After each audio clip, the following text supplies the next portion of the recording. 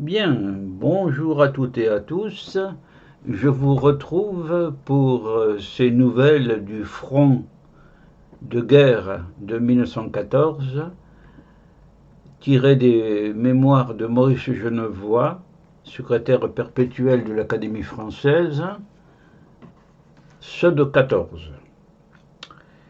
C'est une historiette courte et celle-ci va concerner les Alouettes.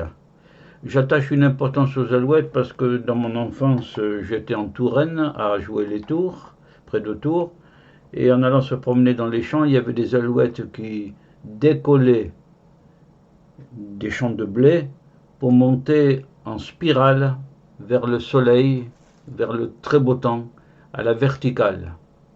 Et c'est grâce à Maurice Genevoix d'ailleurs que je connais le verbe qui désigne le chant de l'alouette quand elle monte ou qu'elle descend, l'alouette grisole, G-R-I-S-O-2-L-E, l'alouette grisole. Ben, vous aurez déjà appris ce mot du vocabulaire français. Je ne parle pas du pâté d'alouette et je n'ai jamais mangé et je ne mangerai pas vu la raréfaction des alouettes.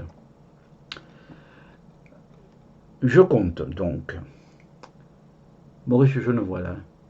Je suis content que l'occasion me soit donnée de cette promenade solitaire. Oui, il faut savoir que forcément, quand on fait partie d'un régiment, on est tout le temps entouré et rarement solitaire. Donc, je vais sur la route à pas rapide, m'amusant à suivre les vols courts des alouettes qui picorent le crottin. Ah, ça je ne le savais pas, qu'elles picoraient le crottin. Voilà, on apprend tous les jours. Hein. Elles me laissent approcher. Hein, c'est original ça aussi. Assez près pour que je distingue leur œil noir,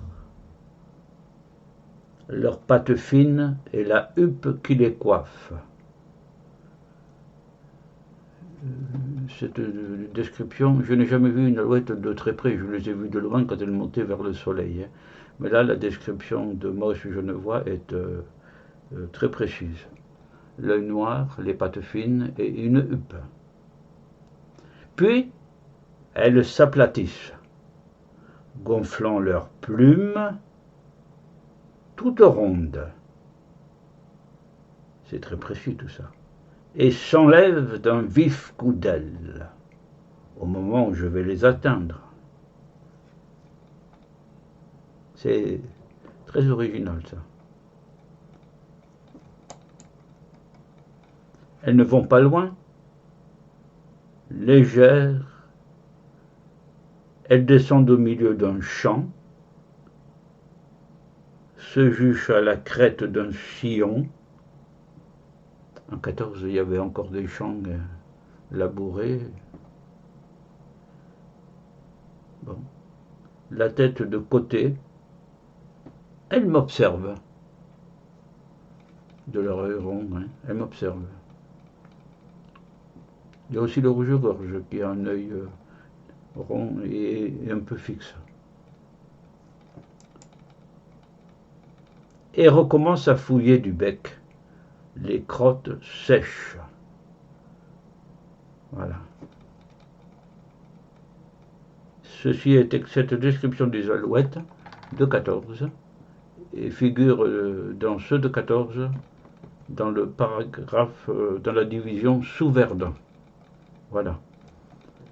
Eh bien, c'est avec ce bouquet des fleurs que les poilus de 14 ont décoré leur baïonnette là pour la photo, et les alouettes qui grisolent dans le ciel bleu, heureuses de grimper vers le soleil, que je vous dis que c'était donc une historiette, Les Alouettes en 14, de Maurice Genevoix.